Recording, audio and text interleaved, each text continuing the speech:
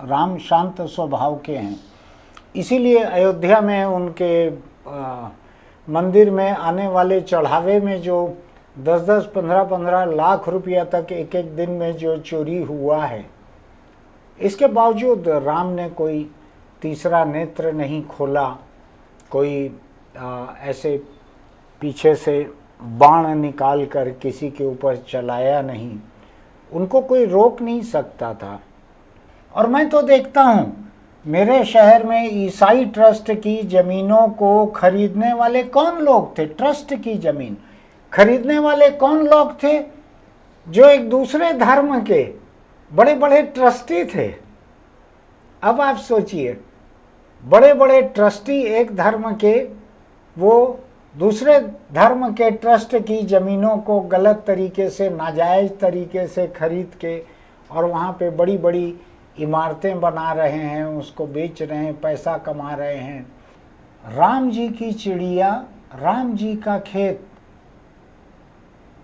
खाओ रे चिड़िया भर भर पेट। तो इन लोगों को अंदाज था कि ये पैसा राम जी का, तो हम भी राम जी के हैं। चोर को आखिर कौन बनाते हैं? ईश्वर ही तो बनाते हैं। अगर ईश्वर ने बनाया है इंसानों को तो ईश्वर का पैसा है, हम भी ईश्वर के बनाए हुए हैं, इसका मतलब है पैसा हमारे लिए है।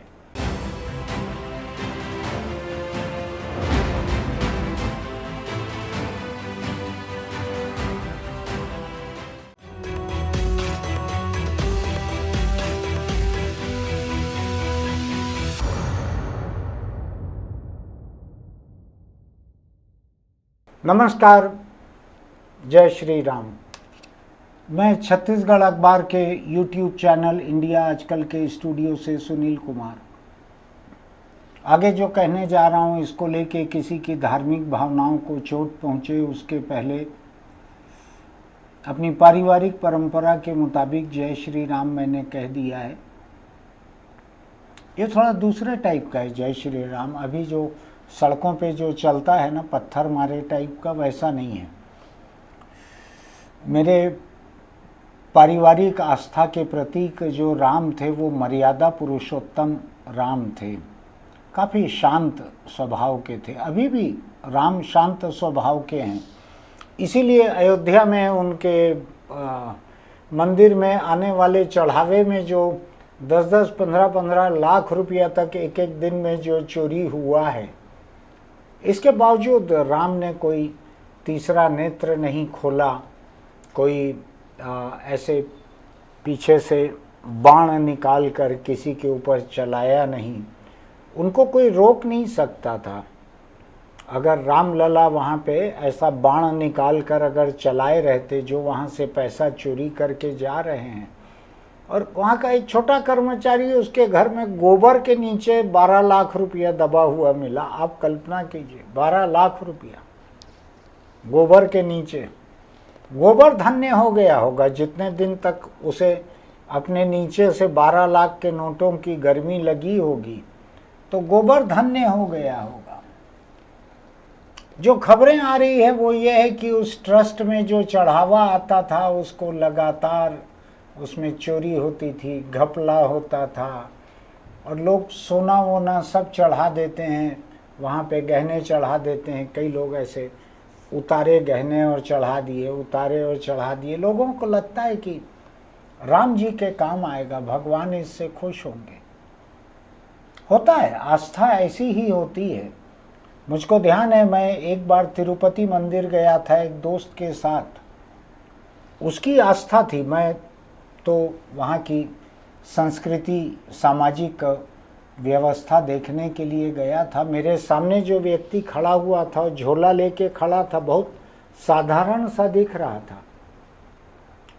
उसने नोटों के बंडल उठा उठा के, जब पोटली जिसको कहते हैं, ऐसा कपड़े की एक बहुत बड़ी हुंडी कहते हैं या कुछ पोटली रहती है ऐसी सफ़ेद कपड़े की बहुत बड़ी, उसमें जब उसने बंडल डालने चालू किए तो ढेर सारे बंडल नोटों के उसने डाल दिए थे और बढ़ गया आगे। बेनाम गुमनाम दान, नेकी कर दरिया में डाल, आगे बढ़। ऐसा लोग तो बहुत सारे लोग अयोध्या में गहना वगैरह भी डालते हैं। अभी जो खबरें आ रही है, मुझको नहीं मालूम कि आखिरी तक जांच में क्या साबित होगा, कौन से सबूत गायब हो जाएंगे, अदालत तक क्या पहुंच पाएगा, वहाँ कौन से गवाह पलट जाएंगे। इधर अपने इधर आम है, वो कोई खास नहीं है, वो एकदम आम है। तो क्या होगा आगे, इस पे मैं नहीं जा रहा हूँ। अभी जो खबरें आ रही हैं वो ये हैं कि वहाँ काम करने वाले कर्मचारी जो हैं, उन्होंने बड़े बड़े होटल जैसे घर बना लिए हैं, बड़ी बड़ी गाड़ियाँ खरीद ली हैं, उन्हीं की टैक्सियाँ वहाँ चलती हैं मंदिर ट्रस्ट में, और जैसा किसी भी धार्मिक ट्रस्ट में होता है। मैं अपनी पूरी ज़िंदगी से इसी तरह के धार्मिक ट्रस्ट देखते आ रहा हूँ, लेकिन मुझको लगता था कि राम जन्मभूमि ट्रस्ट जो है, चूँकि इसमें प्रधानमंत्री तक की सीधी दखल और दिलचस्पी है। एक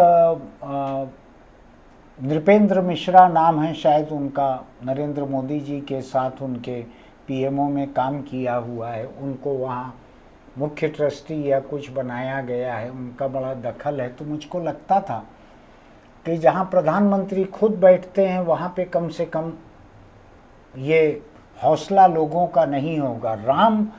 राम के खजाने से, राम के दान पात्र से घपला नहीं होगा। इस पे तो मुझको ज़्यादा कोई हैरानी नहीं हुई। धर्म का पैसा रहता ही घपला करने के लिए, लेकिन जहाँ प्रधानमंत्री की सीधी दखल है, प्रधानमंत्री ने जहाँ की तमाम बातें तय की थी, वो प्राण प्रतिष्ठा से लेके बाकी तमाम चीज़ें, तो मुझको लग रहा था कि वहाँ लोगों का हौसला नहीं होगा चोरी बेईमानी करने का।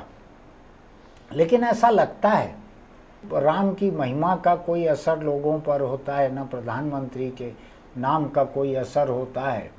अभी जो बड़े बड़े अखबारों की खबरें हैं और जिस तरह की रिपोर्ट है और जैसी टेलीफोन कॉल की रिकॉर्डिंग है, और अब तो मंदिर ट्रस्ट ने भी, राम जन्मभूमि मंदिर ट्रस्ट ने भी जांच जो है सरकार को दे दी है। सरकार ने 3 IAS IPS लोगों को तैनात करके विशेष जांच दल बना दिया है।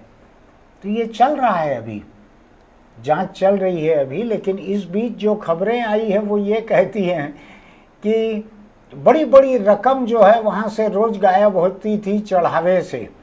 एक खबर ये कहती है कि चढ़ावे में जितने गहने आते थे इसका कोई हिसाब नहीं रखा गया है, और गहने बहुत सारे गायब हुए हैं। ये पहला मौका नहीं है, दक्षिण भारत के भी कुछ एक मंदिरों से गहने गायब हुए हैं। कहीं सोने का पत्थर चढ़ाना था, उसमें कितना 150 किलो सोना गायब हो गया, ऐसा कुछ था। ऐसा कई जगह मंदिरों, और केवल मंदिर का नहीं है, मैं तो अपने शहर का आपको बतलाता हूँ। जो ट्रस्टों के पास, जो अंग्रेजी राज के समय से ट्रस्टों के पास जो ज़मीनें थी बड़ी बड़ी, उन ज़मीनों की बिक्री लूट मार जो चलती है यहाँ पे, जो भूमाफिया हैं उनको वो ज़मीनें बेच देना। और मैं तो देखता हूँ मेरे शहर में ईसाई ट्रस्ट की ज़मीनों को खरीदने वाले कौन लोग थे, ट्रस्ट की ज़मीन खरीदने वाले कौन लोग थे, जो एक दूसरे धर्म के बड़े बड़े ट्रस्टी थे। अब आप सोचिए, बड़े बड़े ट्रस्टी एक धर्म के, वो दूसरे धर्म के ट्रस्ट की ज़मीनों को गलत तरीके से, नाजायज़ तरीके से खरीद के और वहाँ पे बड़ी बड़ी इमारतें बना रहे हैं, उसको बेच रहे हैं, पैसा कमा रहे हैं। मैं अपने शहर की बताता हूँ। मेरे शहर के जो सबसे चर्चित समाज सेवी लोग थे, उनमें से कई लोग अभी मर गए हैं। उनमें से कुछ लोगों के नीचे के उनके संगी साथी बचे हुए हैं, वो भी वही कर रहे हैं। तो वो गाय के नाम पे गौशाला और बूढ़ी गायों के लिए गौरक्षणी सभा, उसकी ज़मीनों का घोटाला किया, अनाथ बच्चों की ज़मीनों का घोटाला किया, किताब दुकान का घोटाला किया, स्कूल की ज़मीन का घोटाला किया। पता नहीं एक भी कोई सामाजिक काम ऐसा नहीं था जिसमें घोटाला नहीं किया। और कौन लोग थे घोटाला करने वाले? सब अरबपति, करोड़पति ऐसे लोग थे, पैसे वाले थे। ऐसा नहीं था कि भूख से मर रहे थे। तो ये सब जगह, ये इधर मैं मेरे ही शहर के कुछ एक मठों का हाल बताऊं, उन मठों की ज़मीनें जो हैं हजारों एकड़, उसको ऐसा मैं सुनता हूँ, मेरे पास कोई सबूत नहीं है, कि मठ चलाने वाले लोग जो हैं वो कहने को सन्यासी और क्या क्या कहते हैं उसको, ब्रह्मचारी ऐसे हैं, लेकिन जिनके साथ उनके कई तरह के अघोषित संबंध हैं, उन लोगों को कितना भी ज़मीन उसमें से दे देते हैं, पैसा भी लेके दे देते हैं। ऐसा किसी का कत्ल भी करवाया हुआ है खड़े रह के, ऐसे भी एक मठ के मुखिया इस शहर में हुए हैं। पुरानी है बात थोड़ा, रविशंकर शुक्ल थे उस समय मुख्यमंत्री, उनको लगा कि ये मठ के मुखिया जो हैं, ये अगर कत्ल के केस में इनको फांसी हो जाएगी तो ये मेरे लिए बहुत ही बुरी बात रहेगी कि एक ब्राह्मण के मुख्यमंत्री रहते एक ब्राह्मण को फांसी हो गई, महंत को। तो उन्होंने बचाया था उस कत्ल के केस से। पुराने लोगों को सबको याद है, मेरे काफ़ी पुराने वक्त की बात है, मुझको भी कुछ कुछ सुना हुआ याद है लोगों से। तो सभी जगह ईश्वर के नाम का पैसा, जो अधिकांश धर्मों में, सभी का नहीं कहता, अधिकांश धर्मों में यही हाल होता है।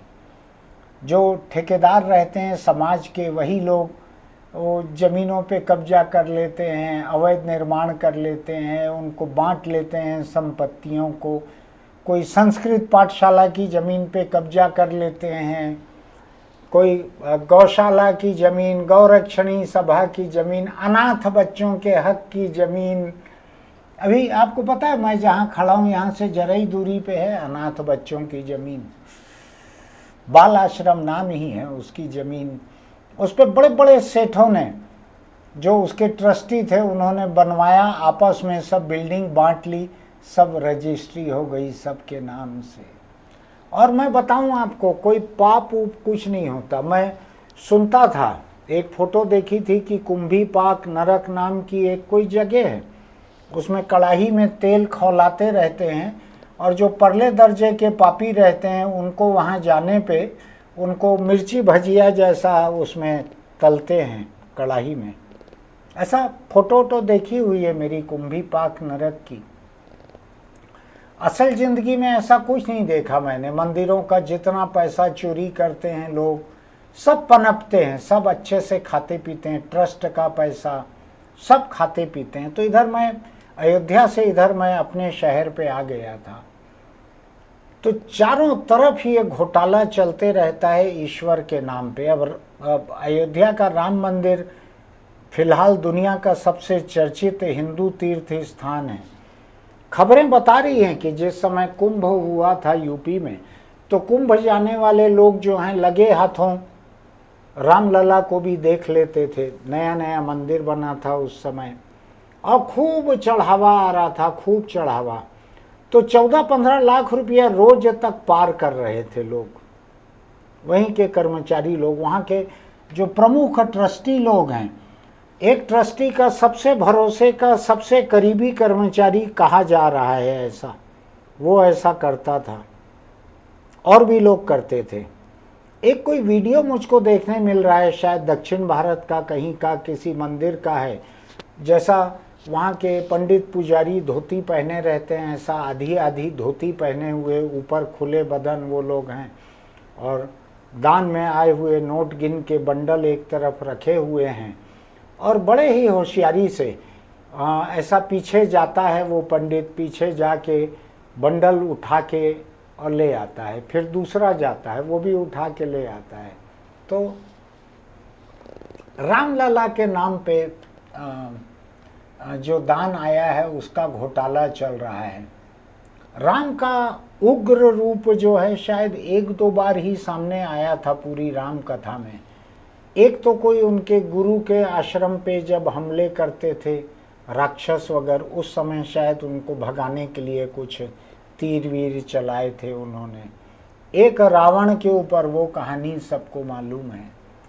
उसके बाद तो उन्होंने, उसके पहले तो कोई और तीर वगैरह चलाए नहीं थे, शांत स्वभाव के थे।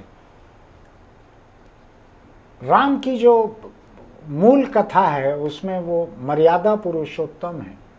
एकदम मर्यादा में रहते हैं। पिता ने कहा तो वनवास चले गए, किसी ने कहा उनके राजपाट में, किसी ने कि अरे सीता को घर में रख लिया तो गर्भवती सीता को घर से निकाल दिए। मर्यादा जिनके लिए सबसे बड़ी थी। मैं अभी का उनका नाम लेके जो सड़कों पे दूसरे धर्म की बिल्डिंग पे चढ़ के जो झंडे फहराते हैं, मैं उनकी बात नहीं कर रहा हूँ। राम का अगर असर रहता, राम के हाथ में अगर ताकत रहती, तो पता नहीं वो तीर का क्या इस्तेमाल करते। ऐसा मैंने तो अभी तक नहीं सुना है कि दूसरे धर्मों पर हमला करने वाले किसी बहुत बुजुर्ग दूसरे धर्म वाले गैर हिंदू को मार मार कर उनसे जय श्री राम कहलवाया जा रहा है। उस पे भी राम ऊपर से तीर वीर नहीं चला रहे हैं। पता नहीं जो भी वजह होगी। तो मैं ये उम्मीद तो बिल्कुल नहीं करता था कि इधर जो रुपया पैसा की चोरी जो हो रही है ट्रस्ट की दान पेटियों से, जो रामलला के मंदिर से, श्री राम जन्मभूमि न्यास के दान पेटियों से जो चोरी हो रही है रुपए पैसे की, मुझको जरा भी नहीं लग रहा था कि कोई तीर वीर किसी की छाती में घुसेगा।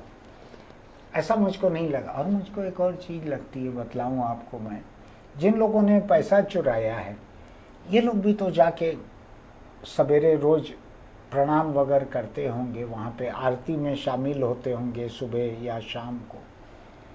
ये पैसा जब चुरा रहे हैं, भक्तों का दिया हुआ पैसा, जिसके बारे में एक शंकराचार्य ने, शायद अभिमुक्तेश्वरानंद ने कुछ कहा है, क्या कहा है मुझको ठीक से नहीं मालूम है, लेकिन उन्होंने ये कहा है कि ये तो ट्रस्ट जिस तरह से बनाया गया था इसकी जरूरत भी नहीं थी। पहले जो मूल ट्रस्ट था उसमें 4 शंकराचार्य थे और क्या 10 अखाड़ों के प्रमुख थे, ऐसा कुछ था।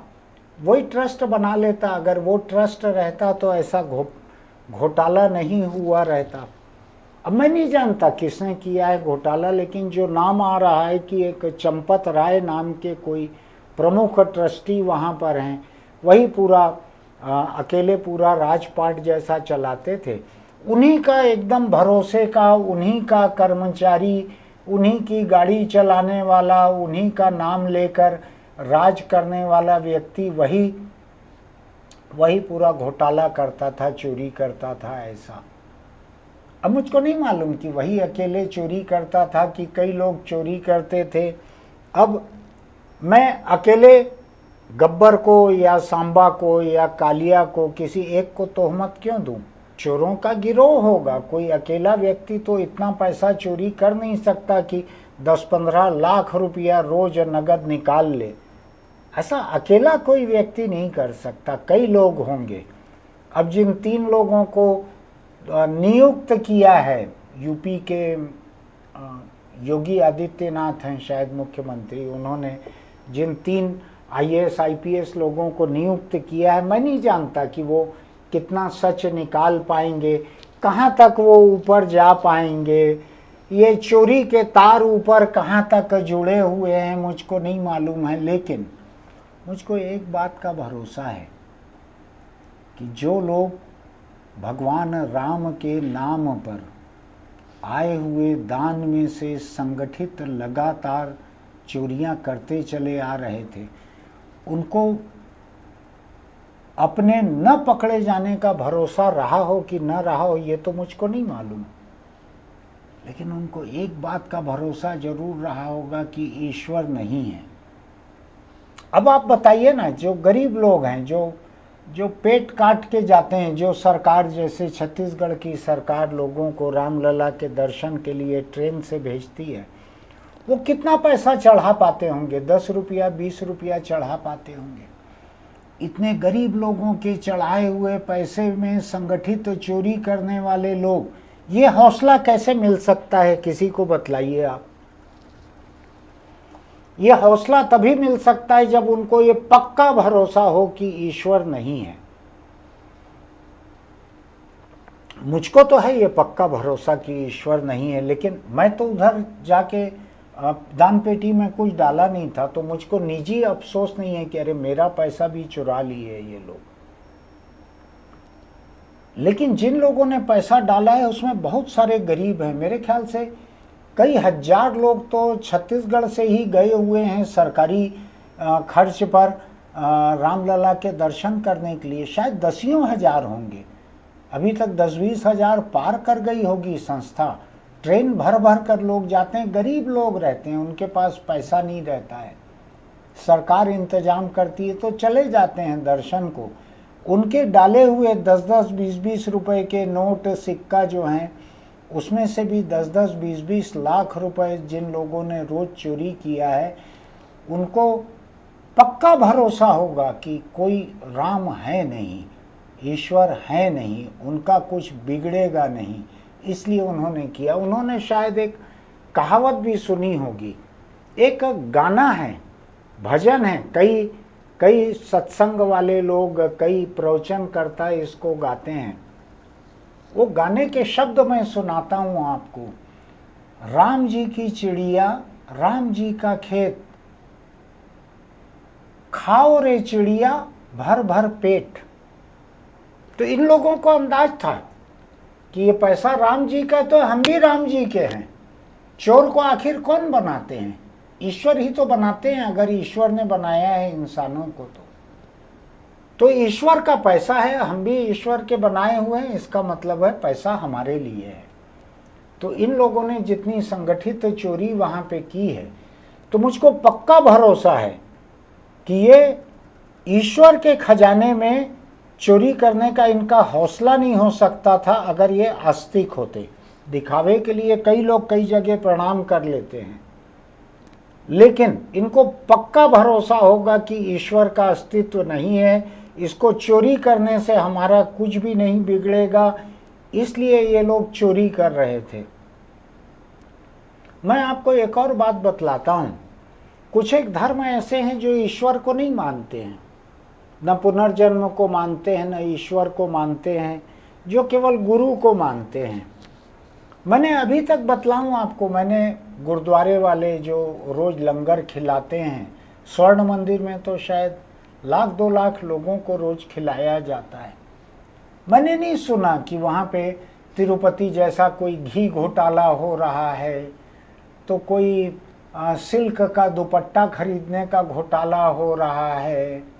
तो अलग अलग कई मंदिरों में जो सुनाई पड़ता है, ऐसा उधर मुझको सुनाई नहीं देता। स्वर्ण मंदिर का कोई घोटाला कभी आपने सुना है? केवल सेवा करते हैं बिना किसी का धर्म पूछे। कभी आपने ऐसा सुना है कि वहाँ बोर्ड लगा हो कि फलानी जाति के लोग न आए, कि यहाँ हरिजन या दलित न आए? ऐसा बोर्ड कभी आपने सुना है? कभी आपने सुना है कि गैर सिख न आए भीतर, गैर सिख यहाँ लंगर न खाएं? कभी आपने सुना है? मैंने उधर का भ्रष्टाचार भी नहीं सुना है।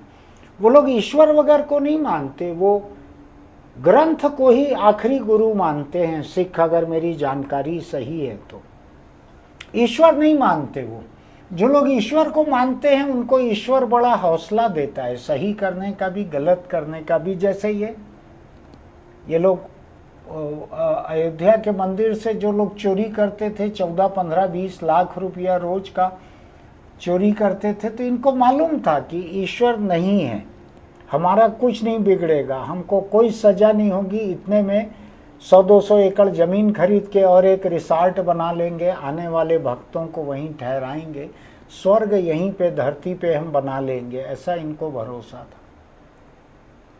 तो आप सोचिएगा, आप पैसा किसी धर्म स्थान में, किसी भी धर्म स्थान में, चर्च की पेटी हो, मस्जिद की दान पेटी हो, कहीं की भी दान पेटी हो, उसमें डालने के पहले सोचिएगा कि ये पैसा जाएगा कहाँ। क्या आपको उस पैसे का सीधे सीधे किसी गरीब के लिए, किसी बच्चे के पढ़ने के लिए, आप खुद हो के अस्पताल चले जाइए, बहुत सारे ऐसे गरीब दिखेंगे जो मेडिकल स्टोर में पूरी दवाई नहीं खरीद पाते हैं। आपकी दान की जितनी क्षमता है, खड़े रह के उनको दवाई खरीदवा दीजिए, वहाँ पे उनको खाना खिला दीजिए। जो बहुत गरीब लोग हैं, बीमार हैं, किसी के लिए कोई मेडिकल इक्विपमेंट लगता है तो वो खरीद दीजिए आप। किसी को कॉलर लगती है, किसी को कमर का बेल्ट लगता है। ईश्वर को कुछ नहीं लगता, बताऊं आपको मैं। ईश्वर को भूख प्यास भी नहीं लगती। उनके नाम पे जो भोग बनता है, चढ़ावा, आप देखते होंगे। आपने कभी दुबला पुजारी देखा है क्या? सभी लोगों के बड़े बड़े पेट रहते हैं, आप देखेंगे। तो आप किसी भी धर्म में चढ़ावा चढ़ाने के पहले ये अयोध्या की इस घटना को याद रखिएगा। मुझको, मेरे पास इसके सबूत नहीं है, लेकिन अखबार ने बड़ी जिम्मेदारी के साथ रिपोर्ट बनाई है, उसको देखिएगा। और जो 3 IAS IPS जांच कर रहे हैं, 15 दिन में उनको रिपोर्ट देने के लिए कहा गया है, उससे साफ हो जाएगा। और मैं तो बतलाऊं आपको, राम जी के खजाने में चोरी करने वाले लोगों को सजा देने के लिए एक जिला जज लगेगा। अगर पकड़ाएंगे, सबूत मिल जाएंगे, तो राम जी नहीं आएंगे सजा देने के लिए, ध्यान रखिएगा। कायदे की बात तो यह है कि सजा राम जी ऊपर बैठे बैठे दे सकते थे, वो तो सर्वज्ञ हैं, उनको सब मालूम है किसने चोरी की है, किसने नहीं की है। लेकिन दी है क्या सजा? चोरों को भी पूरा भरोसा है कि ऊपर ना कोई सर्वशक्तिमान है, ना सर्वज्ञ है, कोई नहीं है ऊपर, उनको भरोसा है, इसीलिए राम के खजाने में चोरी की है। फिर मिलेंगे। धर्म के पैसे के बारे में और सोचिएगा, अपने लोगों से बात कीजिएगा। आपको ठीक लगे तो ये लिंक अपने दोस्तों को भेजिएगा। हमारे YouTube चैनल इंडिया आजकल को सब्सक्राइब कीजिए, लाइक कीजिए, नोटिफिकेशन की बटन दबाइए। कमेंट बॉक्स में लिखिए इस बारे में आपका क्या कहना है। ईश्वर के बारे में, धर्म के बारे में गलत बातें, खराब बातें मत लिखिएगा। जो कहना है तर्क संगत लिखिएगा। चलते चलते छोटी सी सलाह कि अगर आप दोपहियों पर चलते हैं तो चलाएं या बैठें, हेलमेट लगा कर रखिए। ईश्वर आपको बचाने नहीं आते हैं, जब टक्कर होती है तो हेलमेट बचा सकता है। ईश्वर ने हेलमेट बना दिया है कि आप दोपहियों पर चलो तो इसको लगा कर रखो, तो अपनी जान खुद बचाइए। ईश्वर के पास इतना टाइम है नहीं कि आके एक एक को बचाए। फिर मिलेंगे।